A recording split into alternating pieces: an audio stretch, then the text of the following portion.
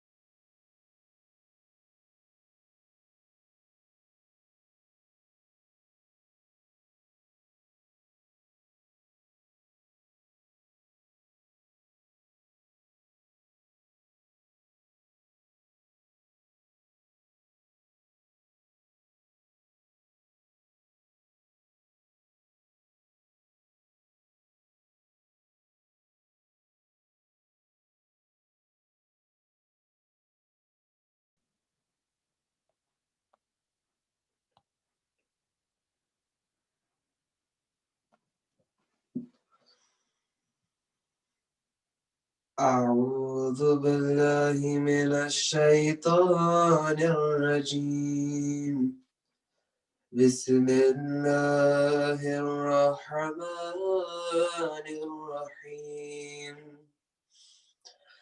عن جابر بن عبد الله الأنصاري عن فاطمة الزهراء عليها السلام بنت رسول الله صلى الله عليه وآله قال سمعت فاطمة أنها قال دخل علي أبي رسول الله في بعض الأيام فقال السلام عليك يا فاطمة فقلت عليك السلام قال إني أجد في بزني ضعفا فقلت له أعيذك بالله يا أبتاه من الضعف فقال يا فاطمة ائتيني بالكساء اليماني فأتيني به فأتيته بالكساء اليماني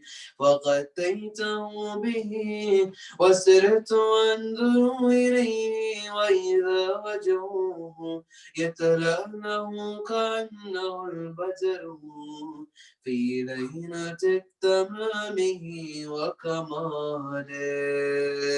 اللهم صل على محمد وآل محمد. فما كانت إلا ساعة وإذا بولدي الحسن قد أقبل وقال السلام عليك يا أمه فقلت وعليك السلام يا قرة عيني وثمرة فؤادي فقال يا أمه إني أشم عندك رائحة طيبة كأنها رائحة جدي رسول الله فقلت نعم إن جدك تحت الكساء فأقبل الحسن نحو الكساء وقال السلام عليك يا جداه يا رسول الله أتأذنوني أن أدخل معك تحت الكساء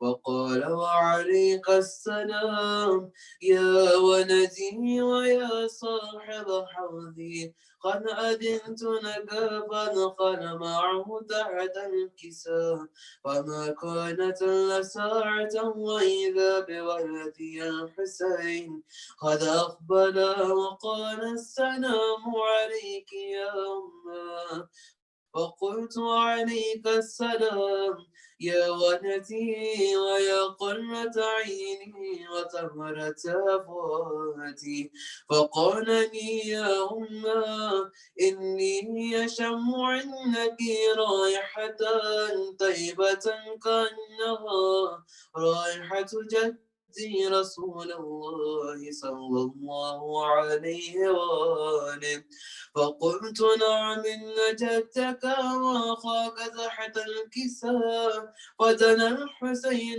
نحو الكساء وقال السلام عليك يا جدا السلام عليك يا من اقتاله الله أتأذنوني أن أكون معكم تحت الكساء فقال وعليك السلام يا ولدي ويا شافع أمتي قد أذنت لك فدخل معهما تحت الكساء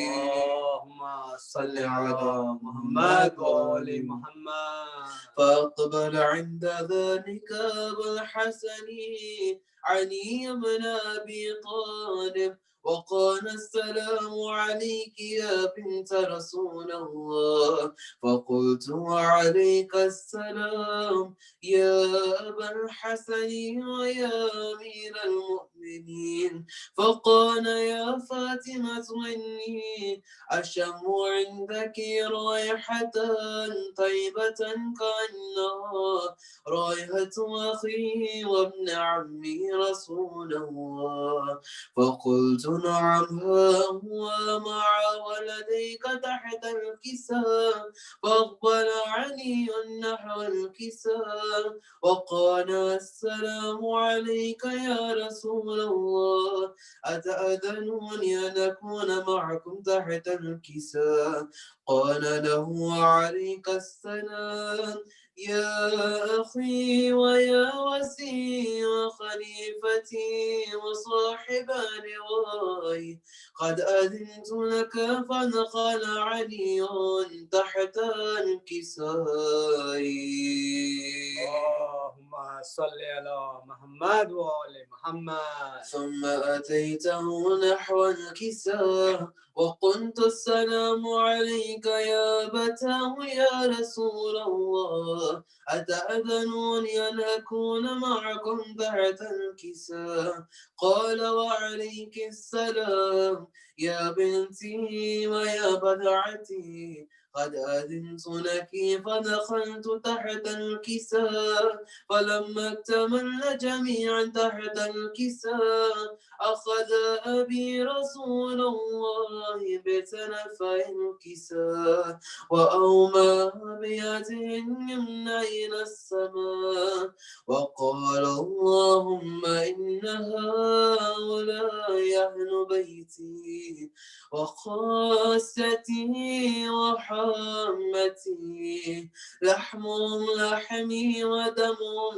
دمي يؤلمني ما يؤلمهم ويحزنني ما يحزنهم أنا حلم لمن حاربهم وسلم لمن صالمهم وعدو لمن عاداهم محبا لمن أحبهم إنهم مني وأنا منهم فاجعل صلواتك وبركاتك ورحمتك وغفرانك ورضوانك علي وعليهم وأذهب عنهم الرجس وطهرهم تطهيرا. اللهم صل على محمد وآل محمد. فقال الله عز وجل يا ملائكتي ويا سكان سماواتي إني ما خلقت سماء مبنيا ولا أرضا مدحيا ولا قمرا منيرا ولا شمسا مضيا ولا فلكا يدور ولا بحر يجري ولا فلكا يسري إلا في محبة هؤلاء الخمسة الذين هم تحت الكساء. فقال الأمين جبريل يا ربي ومن تحت الكساء؟ وقال عز وجل هم أهل بيت النبوة ومعدن الرسالة هم فاطمة وأبوها وبعلها وبنوها. اللهم صل على محمد وآل محمد. فقال جبرائيل يا ربي أتأذنني أن أهبط إلى الأرض لأكون معهم سادسا؟ فقال الله نعم قد علمت لك. فهبت الأمين جبرائيل وقال السلام عليك يا رسول الله. العلي الأعلى يحييك السلام ويخصك بالتحية والإكرام ويقول لك وعزتي وجلالي إني ما خلقت سماء مبنيا ولا أرضا مدحيا ولا قمرا منيرا ولا شمسا مضيا ولا فلكا يدور ولا بحر يجري ولا فلكا يسري إلا لأجلكم ومحبتكم. وقد أذنني أن أدخل معكم فهل تأذنوني يا رسول الله؟ فقال رسول الله وعليك السلام يا أمين وحي الله إنه نعم قد أذنت لك. فدخل جبرائيل معنا تحت الكساء فقال لأبي إن الله قد أوحى إليكم يقول إنما يريد الله ليذهب عنكم الرجس أهل البيت ويطهركم تطهيرا. صل على محمد وآل محمد. فقال علي لأبي يا رسول الله أخبرني ما لجلوس حاد تحت الكساء من الفضل عند الله.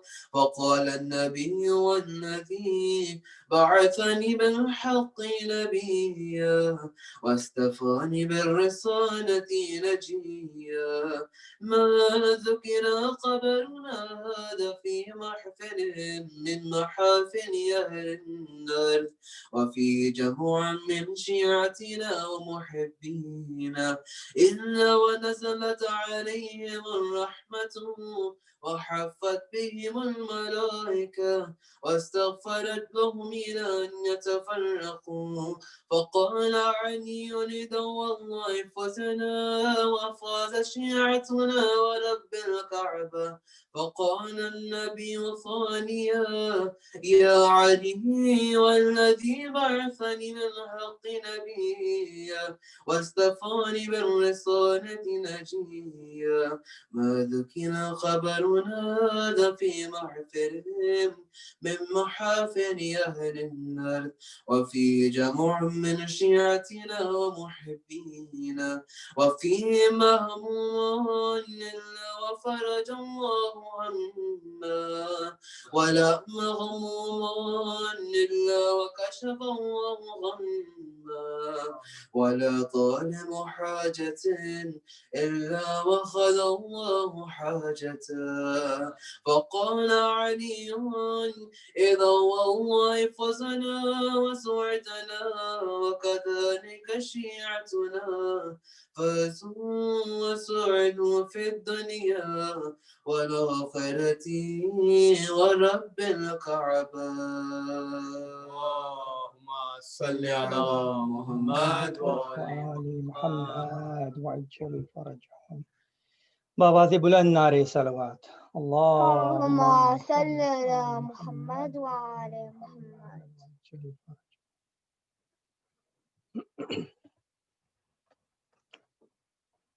Mustafa, am I on?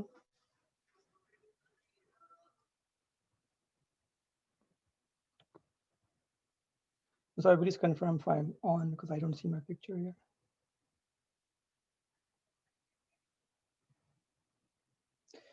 بآواز بلند نعرے صلوات. اللهم صل على محمد وآل محمد وعجل فرجهم. سلام کی چند اشعار پیش کر رہا ہوں.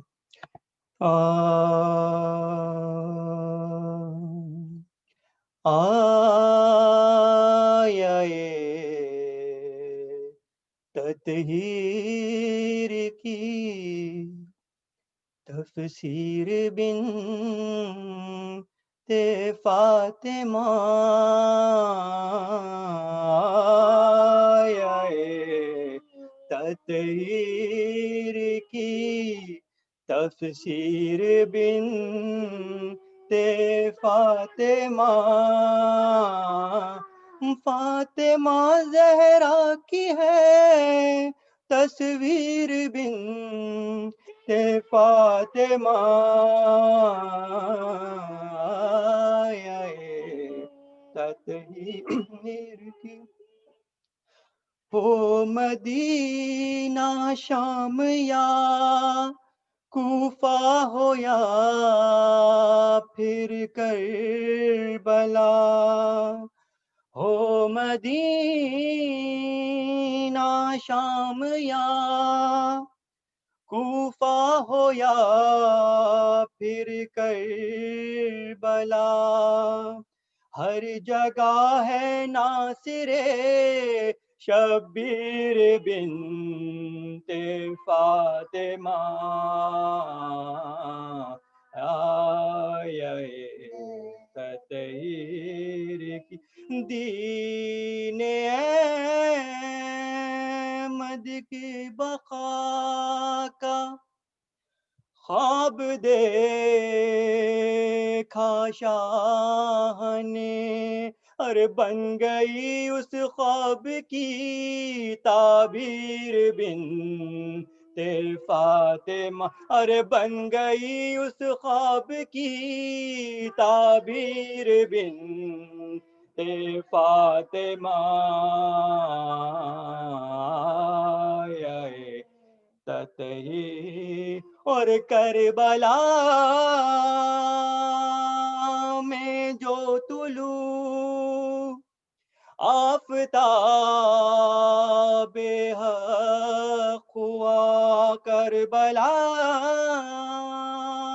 میں جو طلوع آفتاب حق ہوا اور تا قیامت اس کی ہے تنویر بنت فاطمہ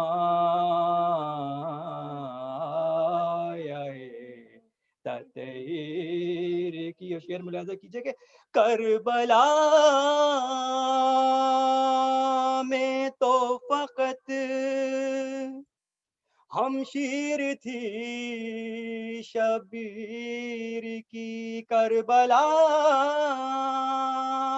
میں تو فقط ہمشیر تھی شبیر کی اور شام میں خود بن گئی شبیر بنت شام میں خود بن گئی شبیر بنت فاطمہ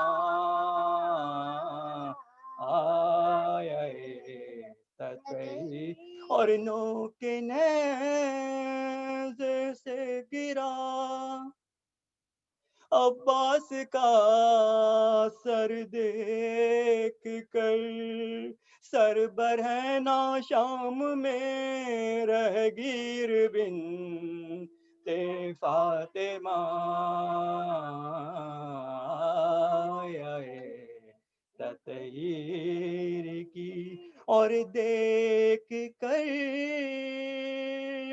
روتی رہی وہ شام کے بازار میں، دیکھ کر روتی رہی وہ شام کے بازار میں، عابد بیمار کی زنجیر بنت فاطمہ آئے، اور سوچو ذرا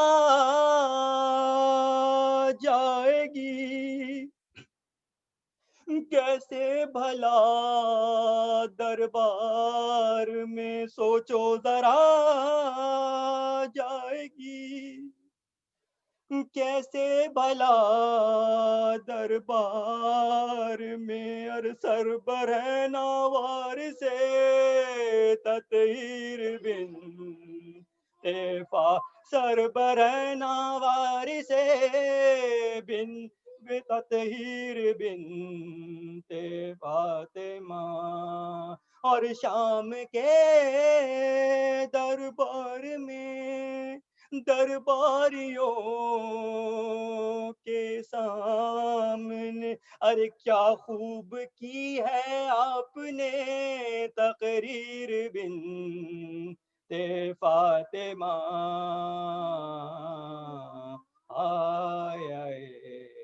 تطہیر، اور چہلم کی مناسبت سے اٹھو حسین ابن علی، چہلم منانے کے لیے اٹھو حسین ابن علی، چہلم منانے کے لیے، اور آ گئی ہے شام سے ہمشیر بنت فاطمہ، آ گئی ہے شام سے ہمشیر بنت فاطمہ تطہیر کی تفسیر بنت مختار کرو، سرخ رو ہو جائے گا محشر میں تو اے عابدی، ارے سرخ رو ہو جائے گا محشر میں تو اے عابدی، اور کر لیں جو تیری یہ قبول تحریر بنت فاطمہ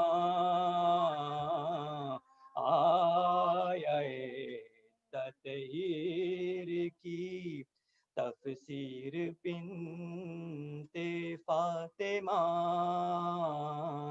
فاطمہ زہرا کی ہے تصویر بنت فاطمہ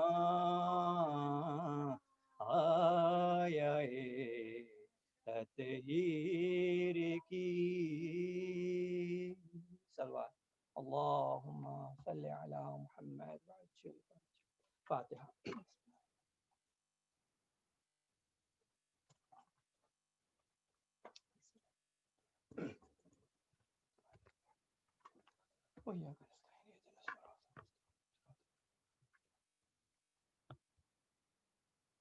اللہم صلی علی محمد وعلی.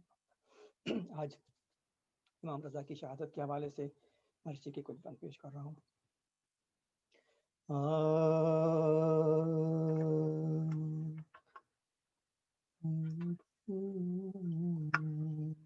مومنو آج خراساں میں ہے تازہ ماتم،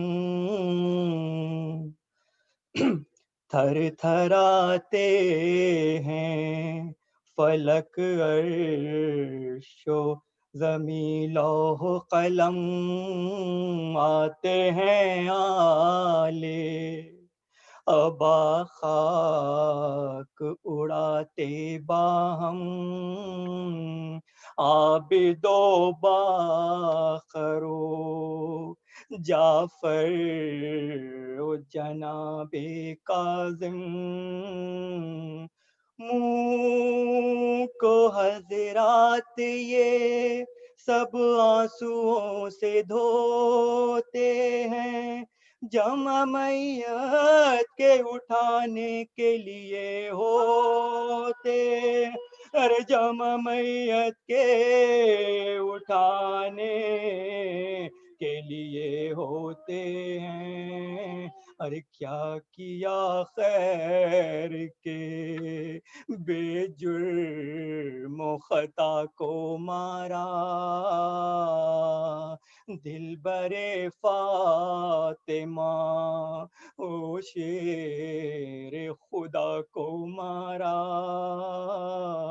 زہر دلوا کے غریب الغربا کو مارا آج مامون نے مظلوم رضا کو مارا ارے خاک میں مل گیا ایک اور گل باغ زہرا گل ہوا آج خراسان میں چراغ زہرا ارے گل ہوا آج خراسان میں چراغ زہرا اس طرح واقعہ ہے آج کراوی نے لکھا ابن ہارون نے حضرت کو جو ہی بلوایا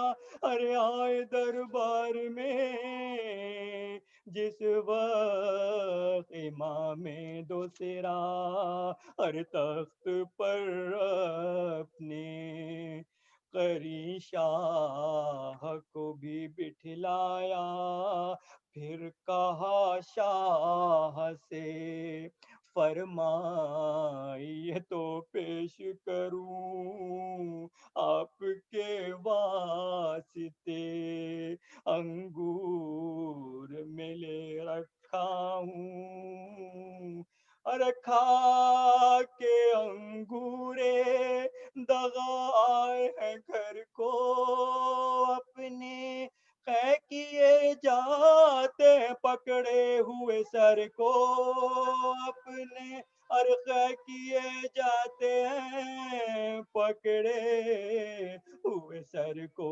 اپنے درد ہوتا ہے دباتے ہیں جگر کو اپنے یاد فرماتے ہیں ہم شیر و پسر کو اپنے ارے سید و بے کسو مظلوم غریب الغربا مسترب حال ہے مسموم غریب الغربا ارے مسترب حال ہے مسموم غریب الغربا ارے موت کا گیا چہرے پہ پسینہ یاروں غش میں ہے وارث سلطان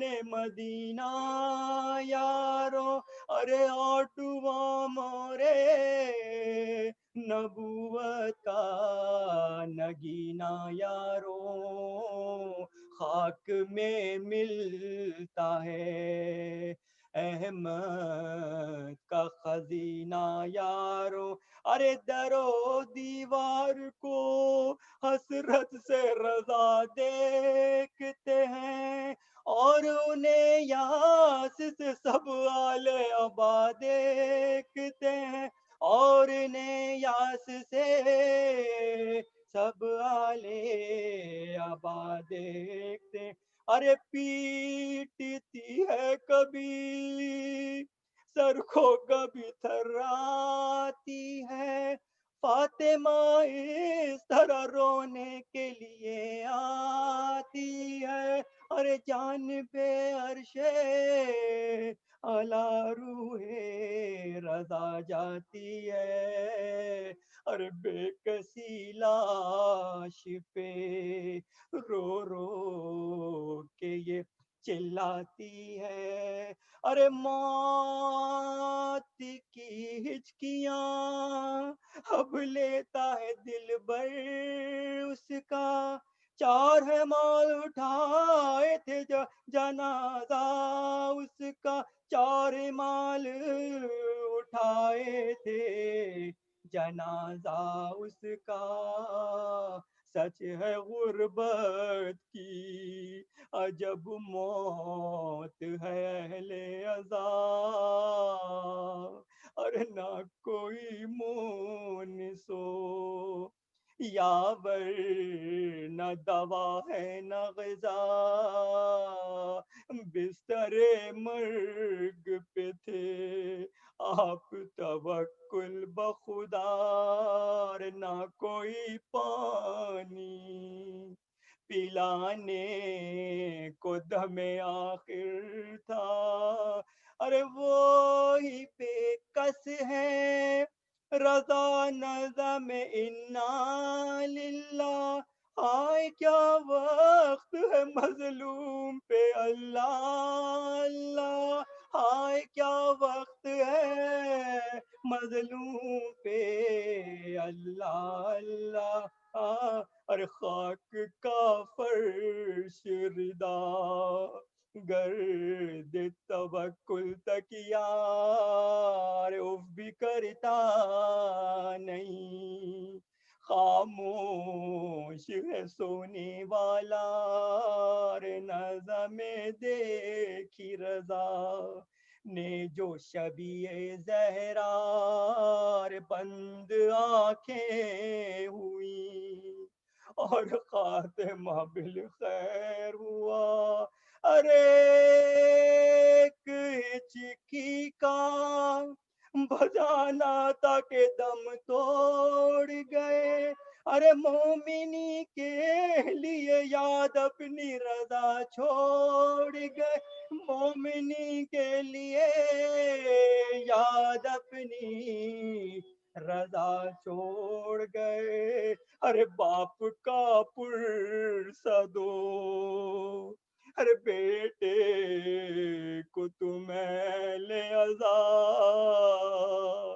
جس کو مامون نے کھلوایا ہے انگور دغار، نیلگو ہو گیا ہے جس میں مبارک جس کا، جس کی میت پہ نہیں کوئی بھی رونے والا، ارے بے پدر ہو گئے معصوم تقی ویلا، ارے ہائے بے جاں ہوا کاظم کا وسیع ویلا، ارے ہاں بے جاں ہوا کاظم کا وسیع ویلا، مومنو آج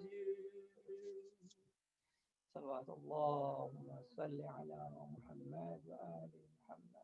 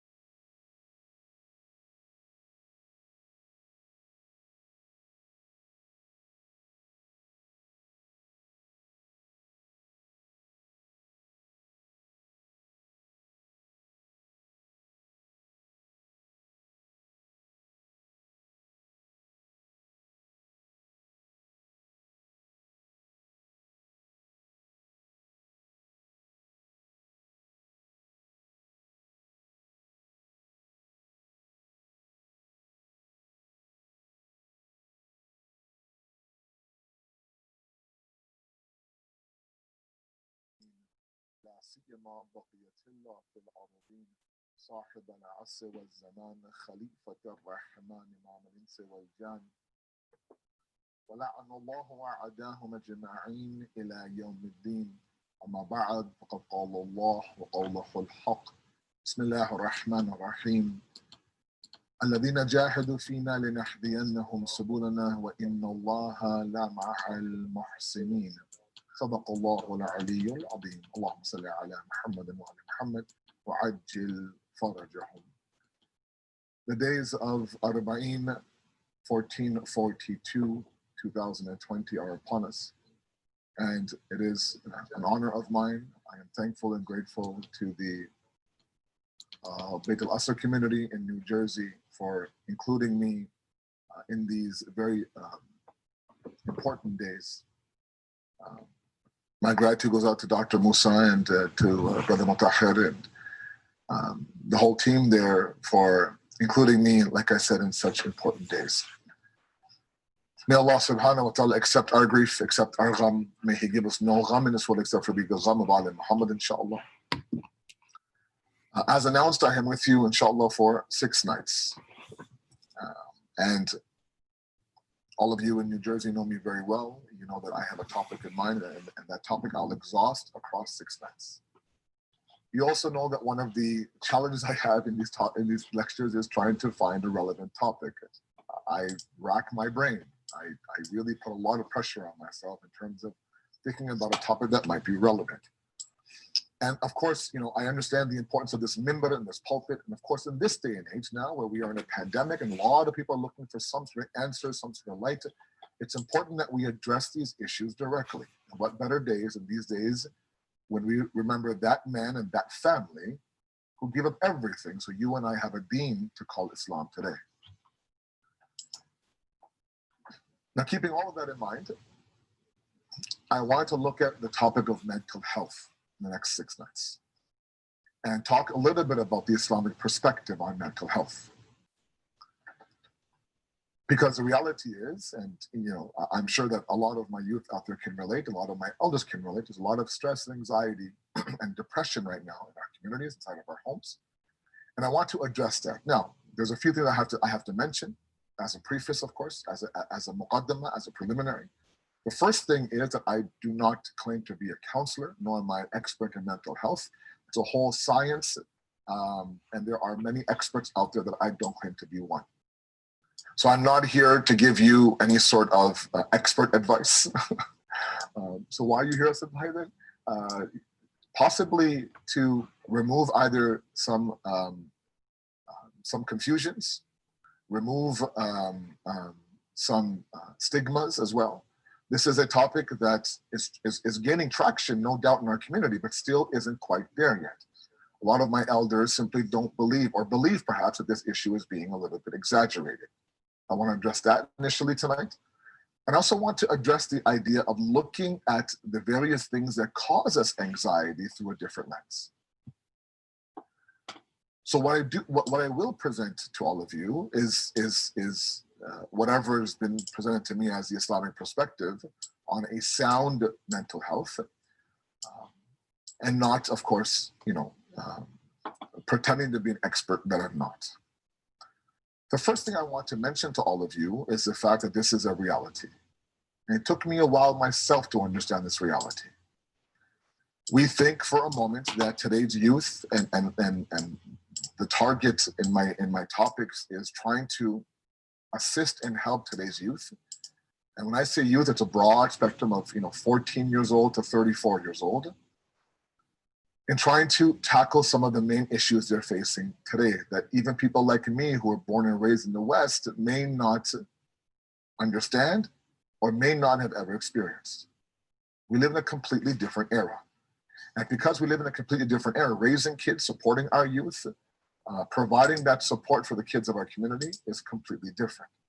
We can't simply do it the way that we did it before. For example, I look at myself growing up in Toronto, born and raised in Toronto, as you know, and when I was 18, 19, the prime of my youth now, we're talking about, a good 20, 30 years ago, not 30 years ago, 20 years ago.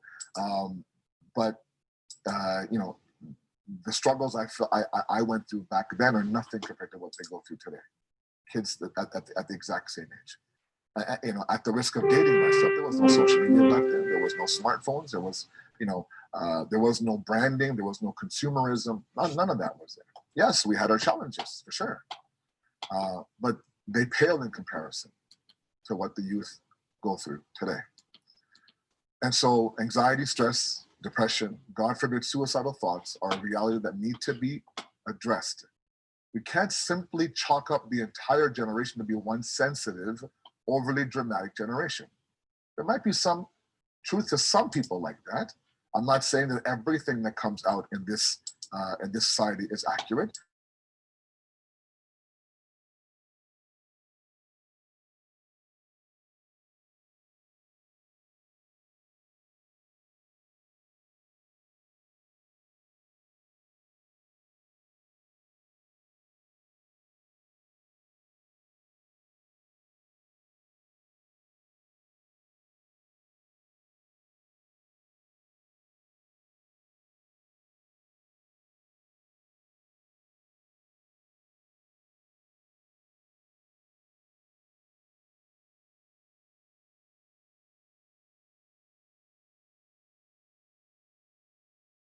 Are individuals who are low in their piety and their faith. And so if we increase the acts of faith, if we increase our ibadat, for example, then stress and anxiety will be gone. The truth is that even our elders, our parents' generation in their respective countries now, assuming that I'm speaking to a fairly majority immigrant family, they also felt stress and anxiety. I mean, I asked my elders, I asked my respective parents out there, my grandparents are out there. If you look all the way back to your childhood, India, Pakistan, wherever you're from, there was bound to be anxiety and stress. The difference is, there are two main differences. Number one is you never had an outlet. You never had an outlet to express that. So you were forced to swallow it. You were forced to kind of, put it in a compartment. You were forced to, belittle it and demean it yourself. Because if you came to your father when you're 17, 18, your Baba, anxiety, he's like, what? Like, seriously? Like, what anxiety do you have? Come here, I'll show you anxiety. You want to feel stress and anxiety? I'll show you anxiety, right? And so right away, the way that they would handle it is that they would demean it. They would say, you know what, forget about it. And in the process, what they were doing is that they were making you feel like those emotions are not worthy of the amount of reaction you're giving them. Okay? Or they would say stress is actually a good thing. It's good to feel a little bit nervous about your exam. It's good to feel a little bit nervous about 20, 30 years from now, right?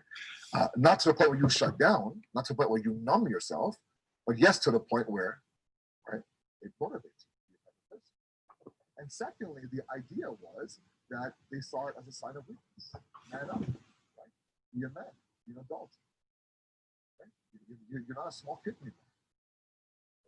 And so right away, any sort of sense of stress or anxiety back then now, when my grandparents in the audience, I know this is my parents now with older kids, back then, my respected elders, if they felt stress or anxiety, I'm sure that it's a natural emotion, they were never given the outlets to express it. So they basically dealt with it by not dealing with it. Now, that's one approach. To me, it's not a very healthy approach. And in this era of emotional intelligence, of EQ, we have to be able to not only identify the emotion, but handle it as well. Otherwise, later on, it rears its ugly head in various destructive ways. For example, we have right now, young adults right now in their 30s, in their mid-30s. And if they had an abusive childhood, when I say abusive, I don't mean physical, I mean verbally abusive childhood. In their home, they were told by their child, "Tum nalayak ho, and tum yobo, tum yeho, you're nothing, you're not worthy, you're gonna amount to nothing, you're lazy," and all that has an effect on them. Later on now, that shows up. Now they think, you know what, I've dealt with it, that was years ago, I'm okay, but it's lurking in them, in there somewhere. And later on now, when their boss tells them that the report you gave wasn't sufficient, or the spouse says that you need to be better as a husband and a father, or the community says that you need to, then all of that becomes a reminder of those words of your parents when you're 8, 9, 12 years old. And you start to believe that, you know what, maybe everyone's right. Maybe I'm worthy of nothing. So you expect failure in your life. In fact, people preemptively sabotage certain things before they even attempt to be successful.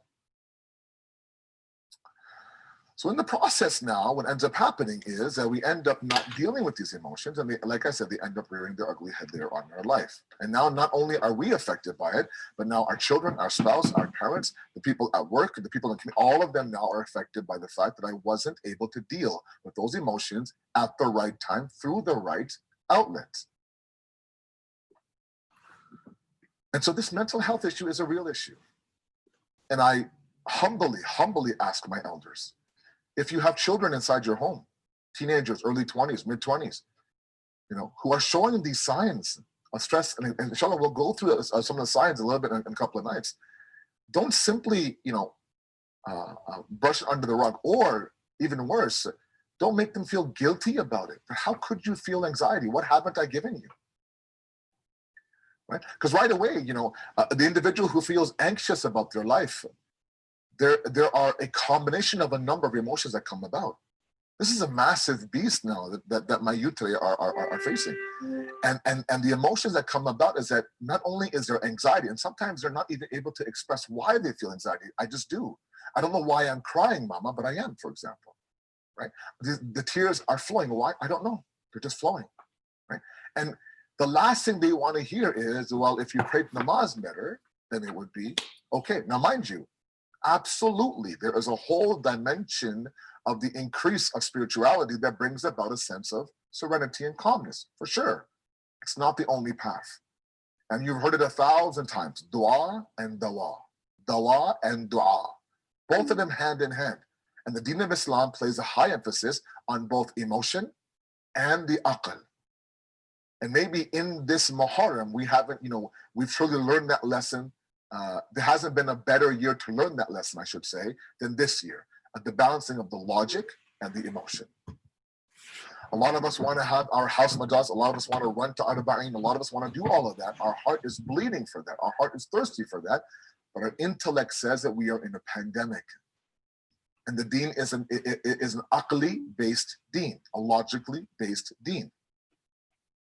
It's also a deen that talks about haqqun nas. You have to be able to now worry about the rights of others, right? So all those things are there.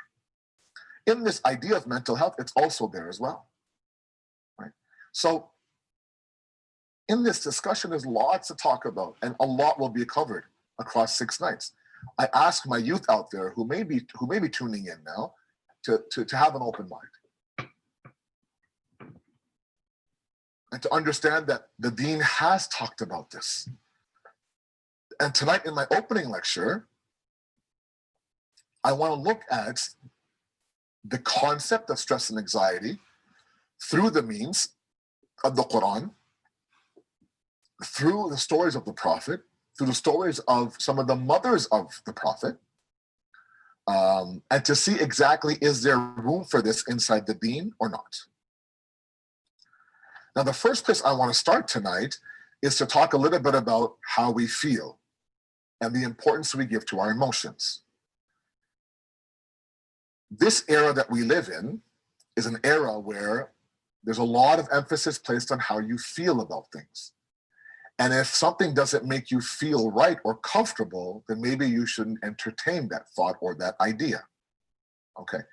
Or if a certain moment, a certain gathering, a certain experience, a certain person, a certain whatever makes you feel uncomfortable, you have every right now to remove yourself from that area and regain that comfort inside of you. Right? In the process now, the equation that whatever makes you feel uncomfortable is not good for you is created. Please understand my point. Whatever makes you feel uncomfortable can't be good for you, because comfort and goodness go hand in hand. Uncomfort or discomfort and uncomfortableness go also hand in hand. Okay, so if it's uncomfortable, it's bad. If it's comfortable, it's good, right? And that's been, I believe now, shoved down the throat of our millennials today. In the process now, our youth now have taken that equation and applied it to the deen as well. So they'll only worship Allah when I feel like it, Asad Bhai. If it feels right, I'll do it. A lot of what I do for God doesn't feel right. I don't feel like doing it. I don't want to wear hijab. I don't feel like praying namaz today, so I won't. I'll only pray salat when I feel like it. I'll put my hijab back on when I feel like it. Excuse me. And while the emotions are important, no doubt, while there has to be huzur qalb inside of our acts, presence of the heart, this equation that comfortable equals good and discomfort equals bad is an absurd concept in the deen. Allah subhanahu wa ta'ala in the Quran talks about this very, very directly. وَأَنَا عَسَى تَكْرَهُ شَيْئًا وَهُوَ خَيْرٌ لَكُمْ وَأَنَا عَسَى تُحِبُّ شَيْئًا وَهُوَ شَرٌ لَكُمْ. It could be, Allah says, in Surah Baqarah, it could be that something is, you despise something, وَهُوَ خَيْرٌ لَكُمْ. It's actually very good for you. And it could be that you love something, adore something, وَهُوَ شَرٌ لَكُمْ. It actually could be detrimental for you, evil for you, destructive for you. Meaning from this verse alone, it tells us that not everything is based simply on how we feel about things. Sometimes Allah subhanahu wa ta'ala places us in uncomfortable positions. But that discomfort is always meant to be temporary for permanent gain. Now, what ends up happening is that if we take that one step further and talk about the definition of what evil is and what stressful is and what anxious is, anything that makes you feel uncomfortable is stressful. Anything that makes you feel uncomfortable is anxiety, right?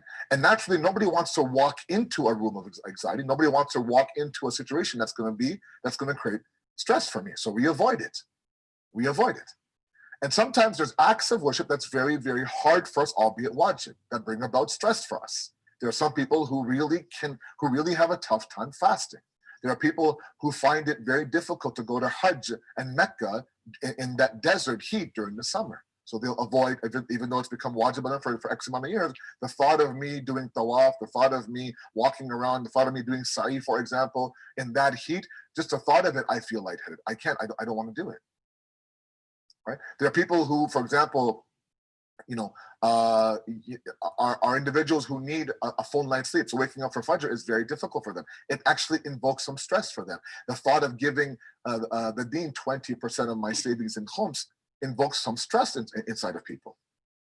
So what happens now if you apply the equation that whatever is uncomfortable is stressful, whatever is stressful is bad, I'm not going to do these acts of worship. So now the deen becomes a buffet table. I only do those acts of worship that I feel are good for me. And now we've taken what is once worship for Allah and from Allah to be for me and from me. Now I choose how to worship God. I choose the best route of the pleasure of Allah. We have no right to do that. Allah is the worshipped. Allah is the ma'bud. If He is the worshipped, He has every right to dictate to us how to worship Him, right? It's a very simple equation, right? If there is someone that you love dearly inside of your life, okay, your parents, let's say, later on your spouse, for example, they are your beloved. They're your mahbub. They're the object of your love, the destination of your love, right?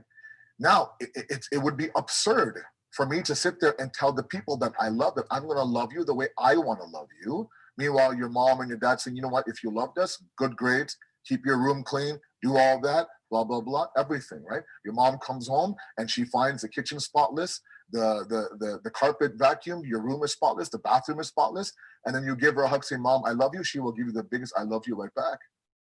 But if the house is dirty, your grades are failing, you're disrespectful, you're rude, you're not the child that she wants you to be, and you can sit there and say, I love you 1,000 times, it won't have the same impact, right? The law of love is that the one who is being loved dictates to you how to love them. Okay?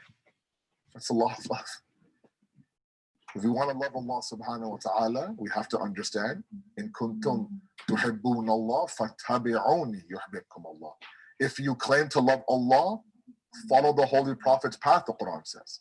When you follow the seerah of the Holy Prophet, which includes worship, then what happens? Yuhibbukum Allah. Allah becomes your mahbub. The point is that It's not up to us.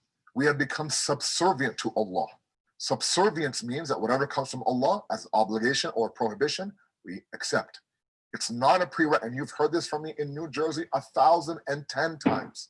It's not a prerequisite for all of us to understand the wisdom behind certain rulings for us to follow it. Now, I don't want to go off on a tangent here. Let's go back to the emotion. Okay, so now, the moment that an ounce of stress comes in my life caused by the religion of God, I'm out. And let's be realistic. There's some acts of worship that Allah is asking us to do that's very, very difficult. Those who have been to Hajj, it's a physically taxing act of worship. When I went to Hajj in 2016, it was the single hardest thing I had to do. And I'll be very honest, single hardest thing I had to do for an umpteen amount of reasons. Number one, it was physically daunting. I went in August, okay? And in that heat to walk around, it was tiring. And all of you know who've been to Hajj. Secondly, it was spiritually very, very tiring for me, right? Hajj is, if nothing else, it is a time where you are nothing. You are invisible. You're doing tawaf of the Kaaba. You're one of 3 million people, for example. Beside you could be a slave. Beside you could be somebody who is poverty-stricken. Beside you could be a CEO of a very, very, very profitable company. It doesn't matter. Everyone has their white on. Everyone has their ihram on. Everyone's just trying to make sure their left shoulder is parallel and facing the Kaaba. At that moment, doesn't matter how many zeros there are on your account. Doesn't matter, how many letters there are after your name. Let's say when you sign off on your emails, none of that matters. Doesn't matter if I'm from Canada, the Great West. Who cares? I am a Hujjaj. I'm a Haji. I'm one of the Hujjaj there, right? So the point is that as difficult as it was, it had to be done. Right? The Prophet of Allah now labels patience in 3 different areas. Very interesting. He says the first moment of patience for all of us is an ma'siyah, is against those things that are hardships for us. The second area that requires our patience is against shaitan. Shaitan's whispering, and you know that whatever shaitan's whispering will give me a feel-good moment. For that moment, I fight that. And the third, he says, is to follow Allah's sharia, to follow his ahkam. It's not easy sometimes.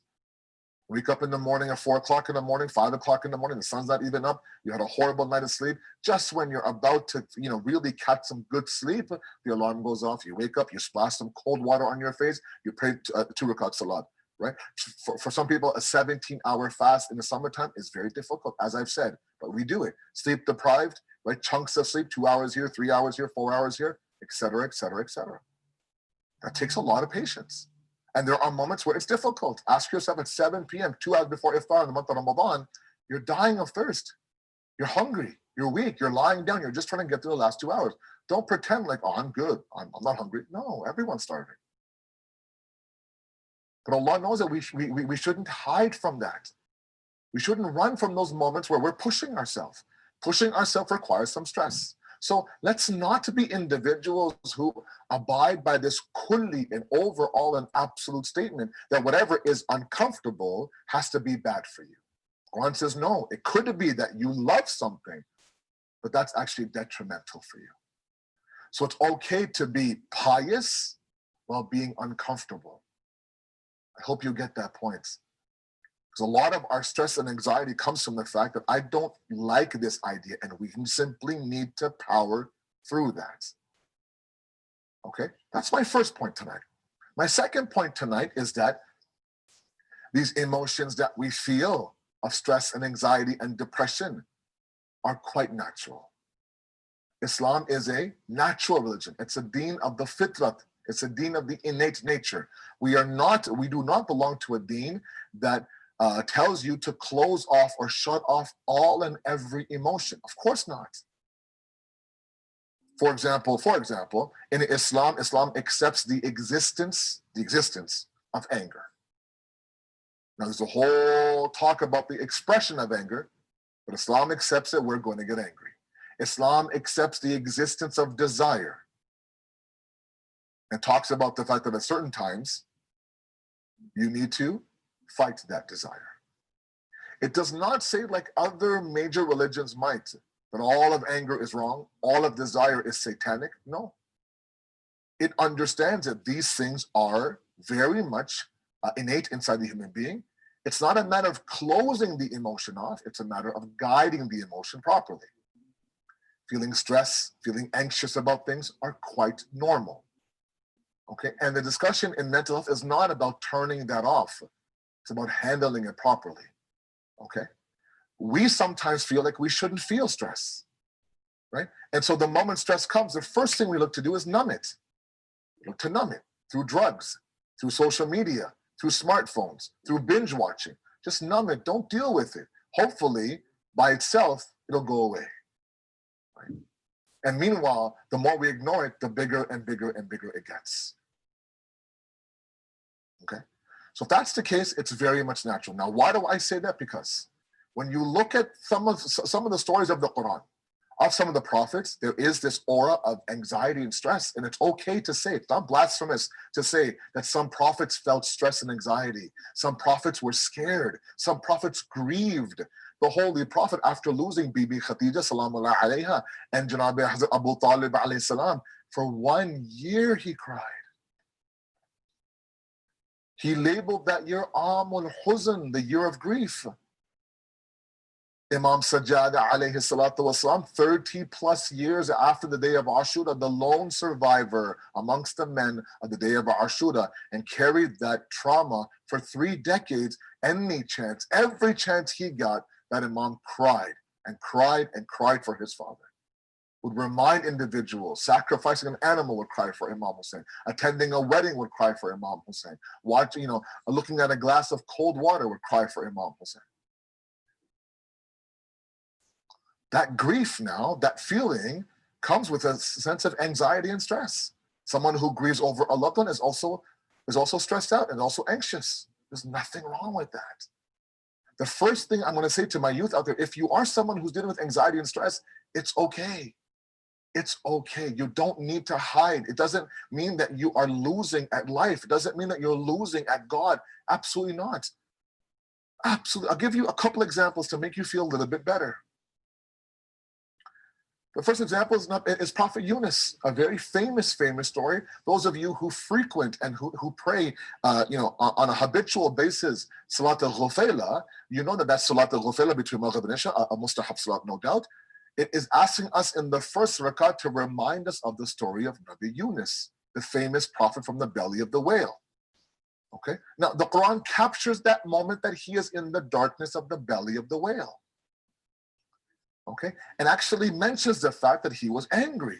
He was angry. He was sent to a certain village. The group of people were not listening to him, no matter how hard he tried, and he became impatient. That was his tarki awla. That was, there was a better route for him to choose. He chose this route. He became angry with them, and Allah now, just to kind of reset his buttons, put him in the belly of the whale, to make him truly think about what was going on.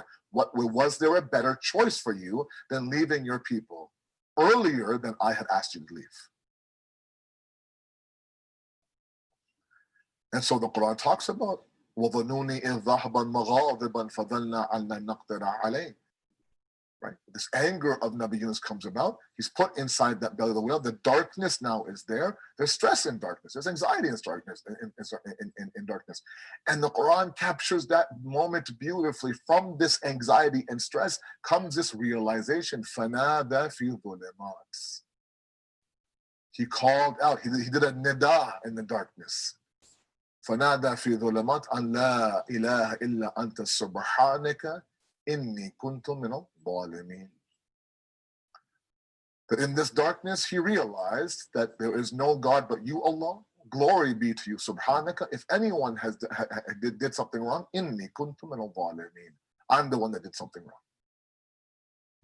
Allah says that we heard his prayer, we freed him. وَكَذَلِكَ نُنْجِلْ مُؤْمِنِينَ. And we'll do the exact same thing for the believers. The point is that in that darkness, it took, now some say 40 days, some say 40 years, he spent some time in the belly of the whale.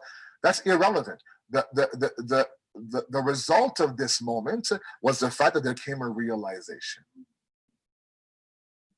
That's one example. The second example is Bibi Maryam. the mother of Nabi Isa alayhi salam. The only woman that has a surah named after in the Quran, chapter number 19, Surah Maryam. And this one little small portion of a verse that I found to be very, very interesting. And, again, we talk about those things that the Quran captures now. And it talks about the idea that Bibi Maryam now is about to give birth to Nabi Isa alayhi salam. And with that, of course, comes the pains of labor. Something that as men we could never truly understand, and that's why it's if you have an expecting wife right now inside of your home, or any expecting woman inside your home, then we have to be as men very sensitive towards them. Okay, we can never number one, we can never carry a child, let alone understand the pain that's involved in that. And so we need to be a little bit more patient. Now the Quran captures that moment that she finds some solace at the trunk of at the base of a tree. And she says something that I found to be outstanding. I mean, amazing. And just in terms of the fact that it's just so real. We think about these prophets and the mothers of these prophets to be supernatural or from a different universe, a different galaxy. And sometimes we have to be reminded that they live amongst us just like we live amongst each other. And that's when the pain gets overbearing, where now she calls out and she actually has a little bit of self-pity, if I can use that word. She says, Ya laytani, Ya laytani, mittu qabla hadha. Oh, what a statement. Ya laytani, mittu qabla hadha. If only I died before this pain. Meaning it was so unbearable for her, it was so difficult for her that she at that moment wished for death as opposed to this pain. So a lot of women who give birth to children, they oftentimes say that literally I saw death in front of me. I saw death pass me by. That's how difficult it is, to deliver a child. And that's why Imam Sadat says the right of your mother is you should know that she carried you when nobody carries anybody. And she went through a lot of pain to bring you into this world. Right? At least that pain alone, right, is more than you could ever do for her. And look at what the Quran is including. Why did Allah, the 6,000 plus verses, decide now to include this of all verses inside the Quran? To make it relatable. Now, sometimes I hear stories about the fact that, if a woman who's about to deliver a child complains about her pain, right?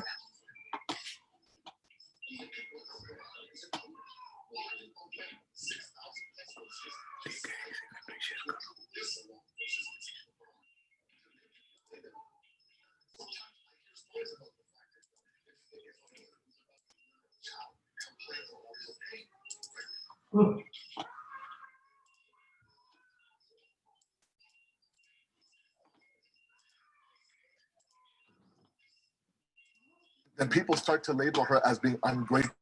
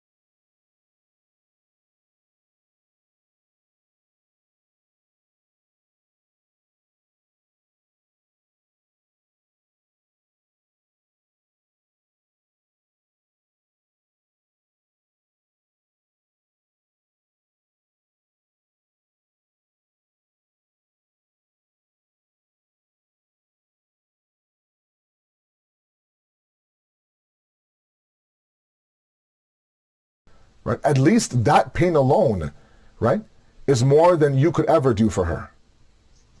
But look at what the Quran is including. Why did Allah, of his 6,000 plus verses, decide now to include this of all verses inside of the Quran? To make it relatable. Now, sometimes I hear stories about the fact that, if a woman who's about to deliver a child complains about her pain, right, then people start to label her as being ungrateful. You're sounding to be like you are ungrateful towards Allah. This is such a big blessing for you. Focus on the blessing, this and that. And she's just told to say, okay, fine, don't express what you're feeling. But that's not what this is saying. Bibi Maryam outright says that I wish I was dead before this. And the fact that Allah included this inside of one of his verses in the Quran means that he understands it. It's not a sign of someone being ungrateful or a sign of someone not relying on Allah. It's just a natural emotion that, yes, no doubt, that moment of pain invoked a lot of stress for her, a lot of anxiety for her. It doesn't mean that for that moment she lost God. No, she's just expressing a very natural emotion. Right? So it's okay to feel these things. That's my first point in this first lecture. It's okay to feel these emotions. Sometimes we feel the emotion, then we have the guilt of the emotion on top of that.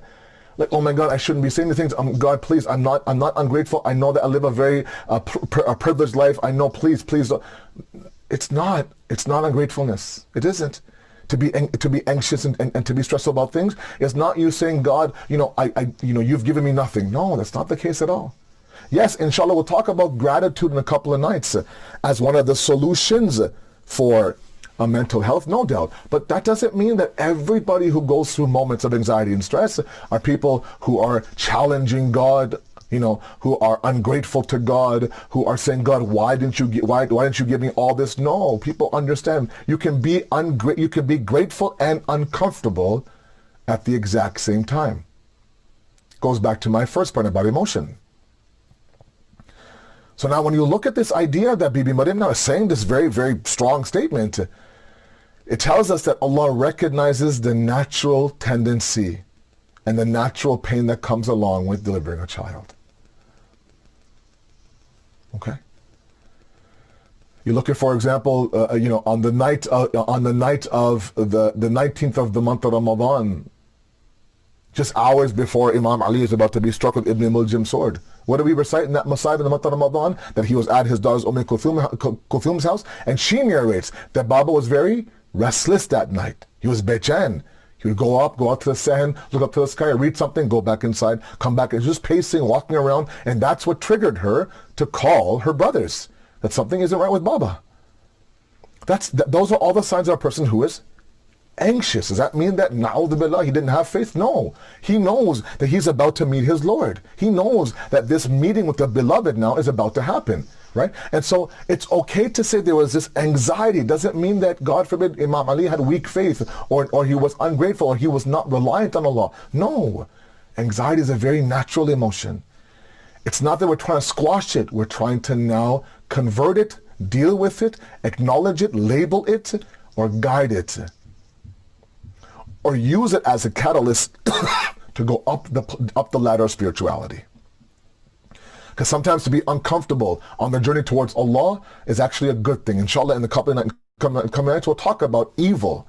We'll talk about the idea of how we should handle hardships and struggles. We'll talk about many, many things.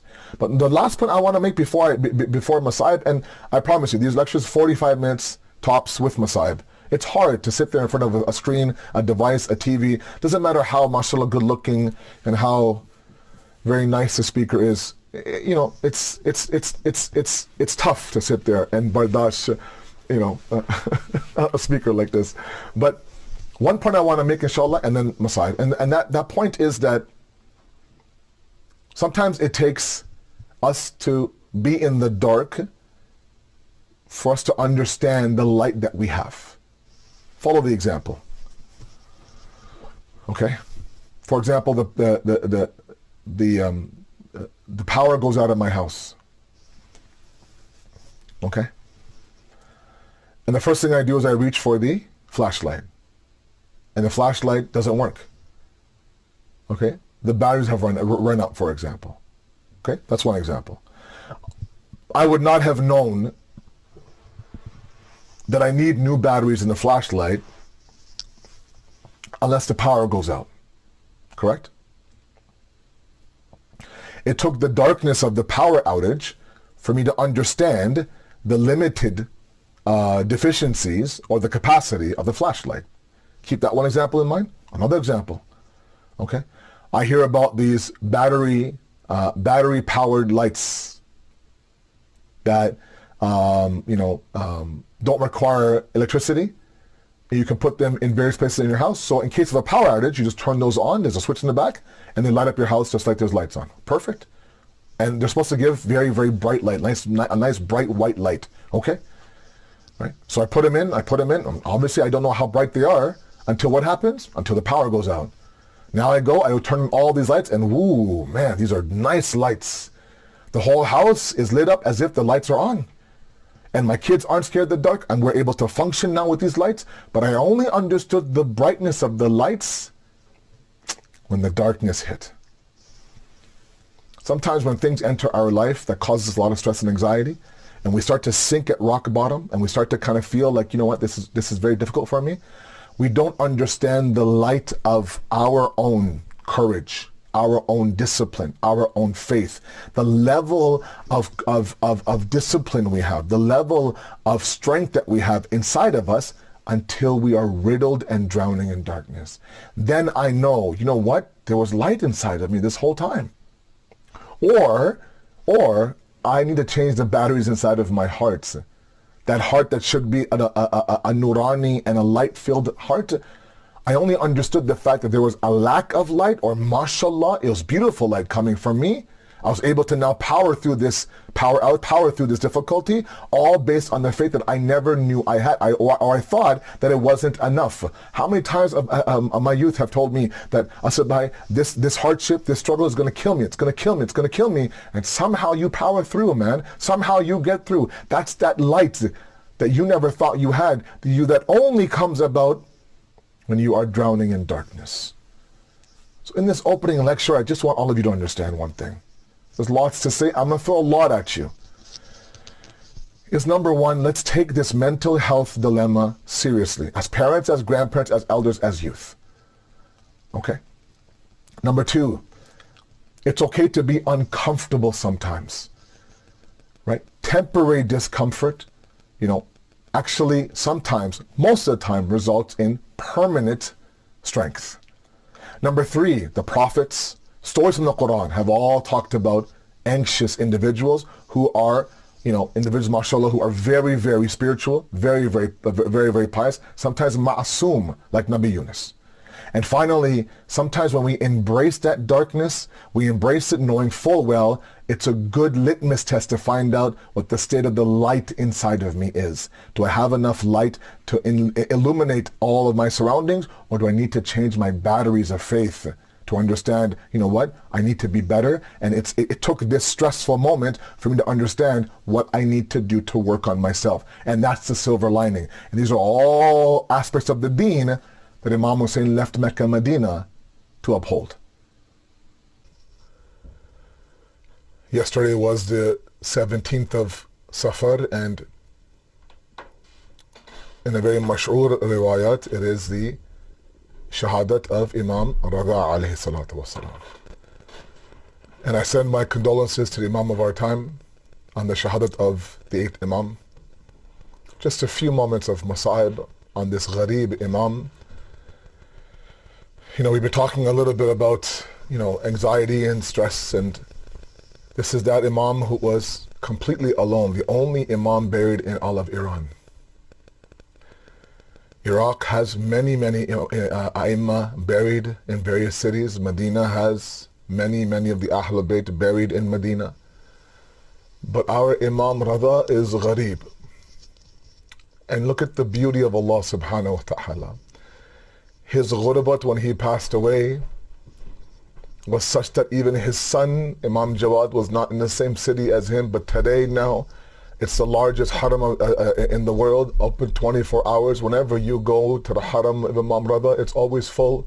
People flocking to the haram, running to the haram, looking for some source of salvation, comfort. That yes, maybe, and maybe announcing to the Imam that maybe when you passed away, when you left us, when you were poisoned, you were gharib, you were tanha, you were alone, but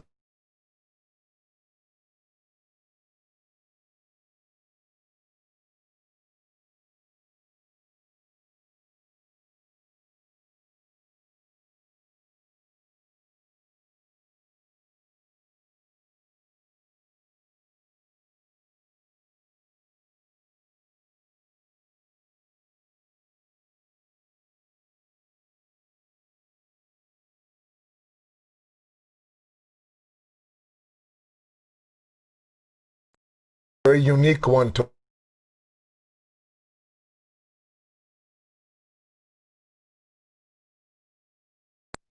means, to be content is because everybody around him, from his family to his ashab, hatta to his dushman and enemies, were all radi with him, pleased with him. And Harun realized that. And just like previous imams now, the only way he could possibly now defeat such a movement is by killing the man. Imam Radha now has brought grapes that have been, some say, dipped in poison. And all of you should know the poison that was used by the Bani Umayyads or the Bani Abbasids on the Ahlul Bayt were poisoned such that if one drop of that poison was to be dropped on a patch of grass, that grass within seconds would die. Imam Radha looks at the plate of grapes now and he eats only a few of them, and reports say he begins to utter Inna lillahi wa inna ilayhi raji'un, realizing that this is the end of times. He gets up out of the presence of the Khalifa and he goes towards his home. The poison now had acted so quickly that by the time he got home he fell ill, and he realized that this poison is having a quick asr, a quick effect on me. His servant in the house, he would explain to him that, look, this is what happened now. I'm lying down. There's going to be my son that will come from Medina. He will come, he will wash my body, he'll wrap my body, he'll bury my body. When he gets here, let him know that I'm in this room resting. The servant waits, and there's one knock on the door opens, and this man walks in without even asking permission. And the servant says to the man, who are you? How can you walk into the house of Imam Radha without even asking for permission? And there stood Imam Jawad, who came all the way from Medina, telling this man, this servant, that whoever is the one who called me is the one who's giving me permission now to enter this home. Imam Jawad now embraces his father Imam Radha, and just like Imam Radha had said, it was Imam Jawad now who washed the body of his father, who wrapped the body of his father, who buried him in Mashhad, a grand funeral for Imam Radha alayhi salatu wasalam. And after all, that's what a son wants, right? That the manna and desire and wish of any son is, if I am alive, if I am there and my father passes away, my tasalli, my contentment is that I'm the one that washed my father's body. I'm the one that wrapped Baba's body in kafan. I'm the one that buried Baba inside of the in the grave. And that's also the khaish of a father, the desire of a father, that if I pass away, I want you. I don't want anyone else. I want you to come and give me the honor of saying that, yes, my son is the one that washed my body, my son is the one that wrapped my body. Come to Karbala and ask the heart of Imam Sajjad alayhi salatu wassalam. Asr Ashur now has passed. The bodies have been trampled now. The bodies have been severed. The 11th of Muharram now. Umar bin Saad now says that take this qafila through Kufa, through the Maidan of Karbala towards Kufa and Sham. And there comes a moment now, this qafla now is passing by the shuhada who are on the ground. One by one they're all trampled, one by one they're all beheaded. There comes a moment now where this qafla approaches that body of Hussein that 10 different horses trampled, that body of Hussein whose head was severed. There comes a moment now where Imam Sajjad falls off the horse, sits there in front of his father's body, looks at his father's body, looks up to the sky, tears rolling down his face. Bibi Zainab realized that if this goes on too long, something might happen to Imam Sajjad. She then approaches Imam Sajjad, says Sajjad, it's time to go towards Kufa and Sham. It's time to go towards Kufa and Sham. And he says one devastating statement, Imam Sajjad does, that would break any son's heart. He looks up to Bibi Zainab and says, Papi Amma, I'll come with you to Kufa, I'll come with you to Sham, but answer me one question.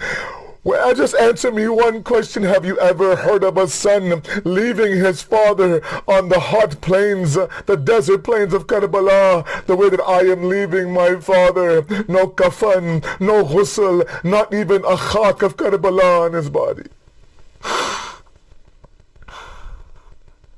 سيعلم الذين ظلموا أي منقلب ينقلبون Inna lillahi wa inna ilayhi raji'un. We ask you, Allah subhanahu wa ta'ala, to accept this qaleel ibadat, inshaAllah.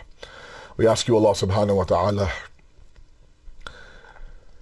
to help us understand how to deal with our anxiety and stress, inshallah. We ask you, Allah, to weaken the hands of the enemies of humanity, to strengthen the mustaza'afin all over the world. And finally, Allah, one dua we have is to allow us to be beside the Imam of our time when he arrives.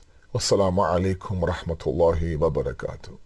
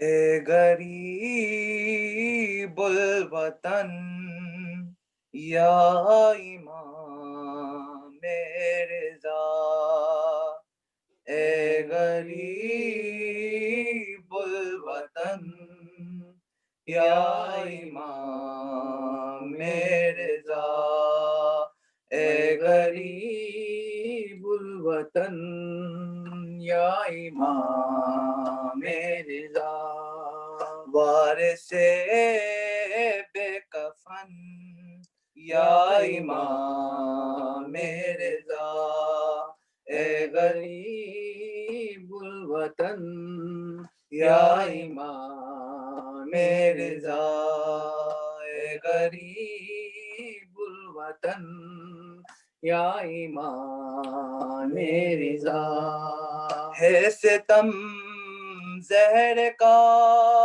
دونوں سے ہے کر گئے، بالیقین لاڈلے دونوں زہرا کے تھے، ایک امام حسن یا امام رضا اے غریب الوطن یا امام رضا اے غریب الوطن یا امام رضا شاہ کرب و بلا سے یہ نسبت تیری ان کے لاشے پہ بھی تیرے لاشے پہ بھی رونا پائی بہن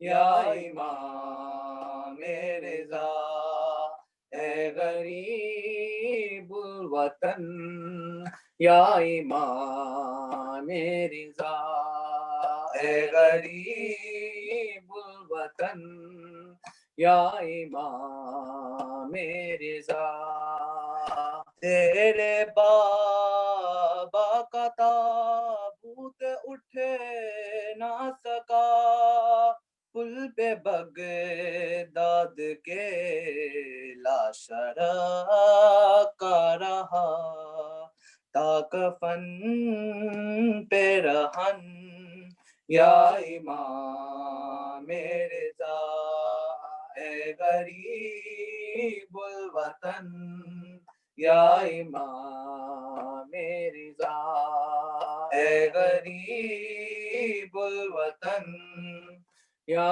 امام رضا جو چبن تیرے سینے میں تھی زہر کی ابھی محسوس کرتی ہے وہ ماتمی اپنے دل میں چبن یا امام رضا اے غریب الوطن یا امام رضا اے غریب الوطن یا امام رضا ہے ستم زہر کا دونوں سے ہے کر گئے بلیا کی لاڈلے دونوں زہرا کے تھے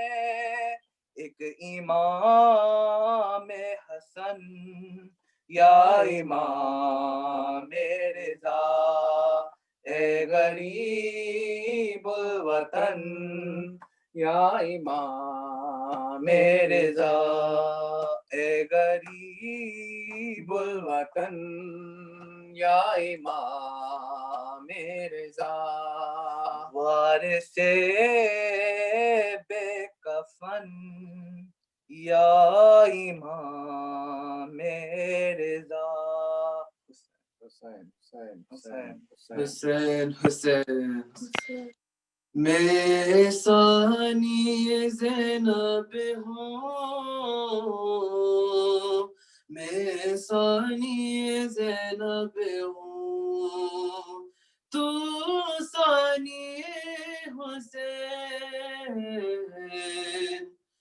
اے غریب الغربا اے میرے بھائی رضا تجھ پہ ہم شیر فدا اے غریب الغربا اے میرے بھائی رضا تجھ پہ ہم شیر فدا اے غریب الغربا تجھ سے ملنے کے لیے کتنے مینوں کا سفر تیری زینب نے کیا اے غریب الغربا اے میرے بھائی رضا تجھ پہ ہم شیر فدا اے غریب الغربا مجھ کو پردے سے میں یہ باتیں رلاتی ہی رہی، دور ہوں گھر سے مگر سر پہ ردا ہے بھائی، بنت زہرا نے مگر شام و کوفہ کا سفر بے ردا کیسے کیا، اے غریب الغربا، اے میرے بھائی رضا، تجھ پہ ہم شیر فدا، اے غریب الغربا، تیرا دیدار بنا بھائی نہیں رہ سکتی، غم فرقت کا تیری اور نہیں سہ سکتی، کیا مجھے بھول گئے تم کو بہنا سے ملے، ایک برس بیت گیا، غریب الغربا، اے میرے بھائی رضا، تجھ پہ ہم شیر فدا، اے غریب الغربا، تم کو زندہ میں کہیں قید نہ کر لے کوئی، میرے بابا کی طرح زہر نہ دے دے کوئی، جی نہیں پاؤں گی میں سن کے مر جاؤں گی میں، تم کو گر کچھ بھی ہوا، اے غریب الغربا، اے میرے بھائی رضا، تجھ پہ ہم شیر فدا، اے غریب الغربا، ساتھ ہم ہوتے اگر شام کو جاتے بھائی، پھر سکینہ کے لیے اشک بہاتے بھائی، کیا نہیں تم کو خبر آ گیا ماہ سفر، وارث کرب و بلا، اے غریب الغربا، اے میرے بھائی رضا، تجھ پہ ہم شیر فدا، اے غریب الغربا، موت سے پہلے مجھے ملنے برادر آجا، اپنی صغرا کے لیے اے میرے اکبر آجا، دل میں حسرت ہے میرے دیکھ لوں چہرہ تیرا، پھر مجھے آئے خزا، اے غریب الغربا، اے میرے بھائی رضا، تجھ پہ ہم شیر فدا، اے غریب الغربا، اے تکلم یہ بہن بھائی پہ جان دیتی تھی، سن کے بھائی کی خبر خاک پہ یہ سے گری، لپتا ہائے رضا دل پہ قابو نہ رہا، کھا گئی اس کو خزا، اے غریب الغربا، اے میرے بھائی رضا، تجھ پہ ہم شیر فدا، اے غریب الغربا، تجھ سے ملنے کے لیے کتنے مہینوں کا سفر، تیری زینب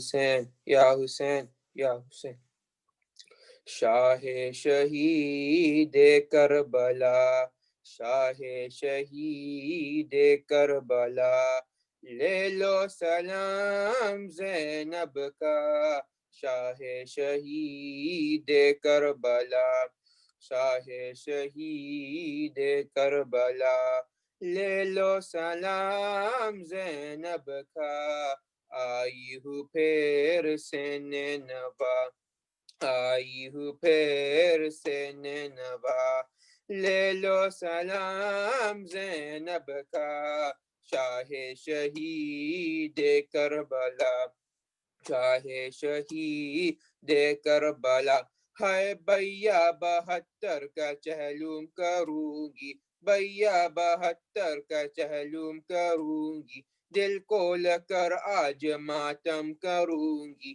دل کو لے کر آج ماتم کروں گی فرش ازالو بچ گیا لے لو سلام زینب کا آئی ہوں پھر سے نینوا لے لو سلام زینب کا شاہ شہید کربلا شاہ شہید کربلا ہے بھیا لہو میرا سجاد رویا بھیا لہو میرا سجاد رویا میں سو سکی اور نہ سجاد سویا میں سو سکی اور نہ سجاد سویا ہر ہر قدم تھی کربلا لے لو سلام زینب کا آئی ہوں پھر سے نینوا لے لو سلام زینب کا شاہ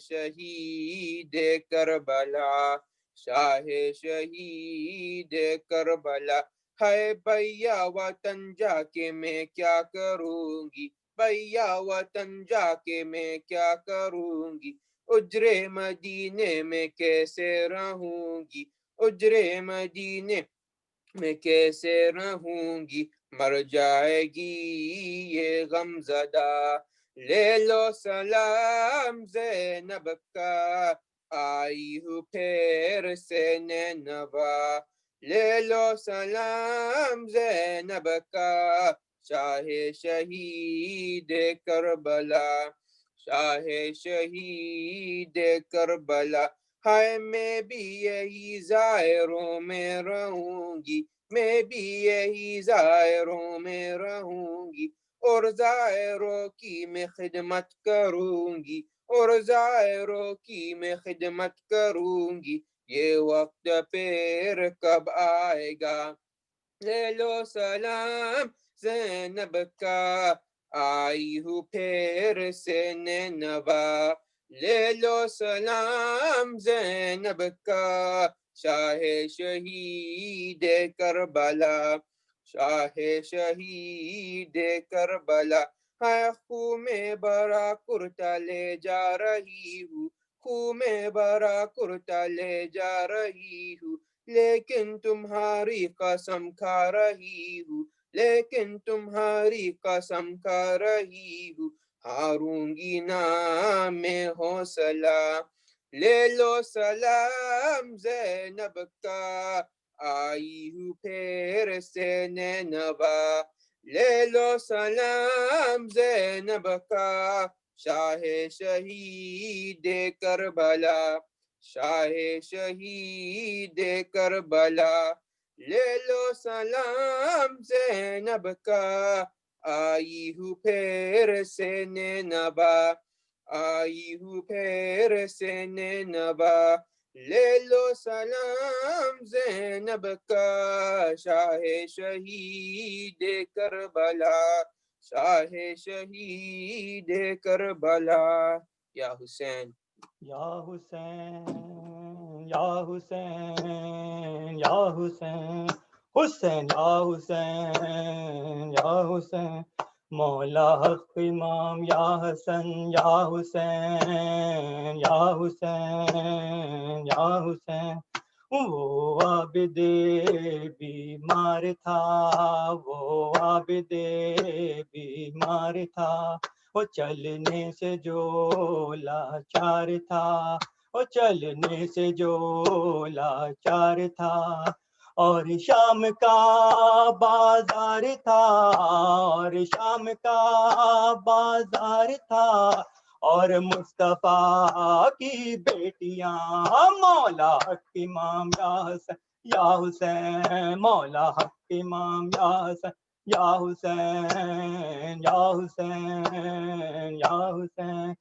वो असगर बेशीर था, वो असगर बेशीर था, और हुरमला का तीर था, और हुरमला का तीर था। नन्ना गला क्यों करछिदा, नन्ना गला क्यों करछिदा, लर्ज़ी ज़मीन और आसमां, मौला हक इमाम या हसन या हुसैन, मौला हक इमाम या हसन या हुसैन, या हुसैन, या हुसैन, या हुसैन, मौला हुसैन, मौला हुसैन, मौला हुसैन, मौला हुसैन, मौला हुसैन, या इमाम।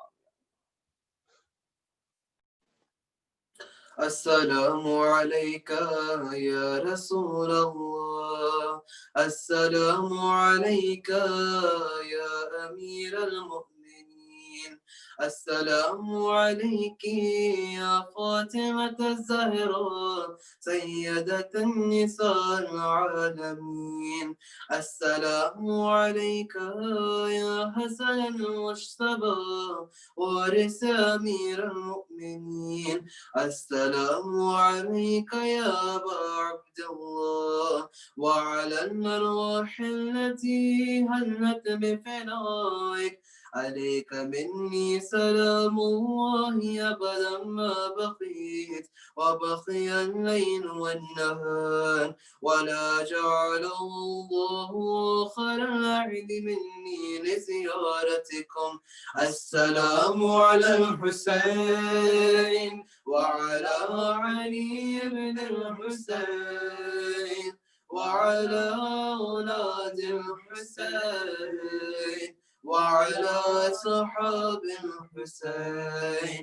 السلام عليك يا ابا الفضل العباس بن أمير المؤمنين، وخاص بن الحسن ومصلح بن عقيل وهاني بن عروة وحبيب بن مظاهر وحر الشهيد الرياحي. السلام عليكم جميعا شهداء كربلاء ورحمة الله وبركاته. السلام عليكم أئمة المسلمين علي بن الحسين ومحمد بن علي وجعفر بن محمد وموسى بن جعفر وعلي بن موسى ومحمد بن علي وعلي بن محمد الحسن بن علي. السلام عليك يا صاحب العصر والزمان، الأمان الأمان الأمان من فتنة الزمان وشر الشيطان. السلام عليك يا شريك القرآن، السلام عليك يا مظهر الإيمان، السلام عليك يا خليفة الرحمن، السلام عليك يا إمام الإنس والجان. عجل الله تعالى فرجك وسهل الله تعالى مخرجك وزهورك وجعلنا من أنصارك وأوانك. السلام عليكم ورحمة الله وبركاته.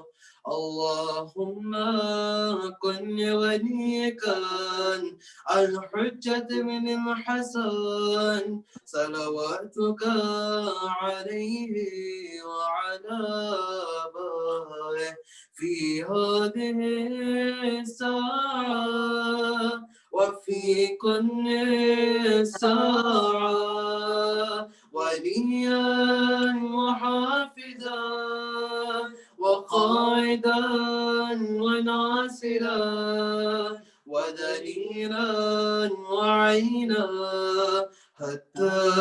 وتسكنهم وردك طوعا وتمتعه فيها طويلا. بسم اللهم اللہ صل الرحمن على الرحیم. محمد. اے رب جاں پنجتن پاک کا صدقہ اس قوم کا دامن غم شبیر سے بھر دے. بچوں کو عطا کر علی اصغر کا تبسم، بوڑھوں کو حبیب ابن مظاہر کی نظر دے. کام سے ان کو ملائے ومات، ہر ایک جوان کو علی اکبر کا ذکر دے. ماؤں کا سکا ثانی زہرا کا سلیقہ، بہنوں کو سکینہ کی دعاؤں کا اثر دے. مولا تیری زینب کی اسیری کی قسم ہے، بے جرم اسیروں کو رہائی کی خبر دے. جو چادر زینب کے زار مولا محفوظ رہے اس خواتین کے پردے. جو دین کے کام آئے ولاد عطا کر، جو مجلس شبیر کی خاطر ہو کر دے. مفت صدر لال جواہر کی بارش، مخروز کا ہر قرض ادا غیب سے کر دے. غم کوئی نہ دے ہم کو سوائے غم شبیر، غم کوئی نہ دے ہم کو سوائے غم شبیر. شبیر کا غم بانٹ رہا ہے تو ادھر دے. نعرے حیدری یا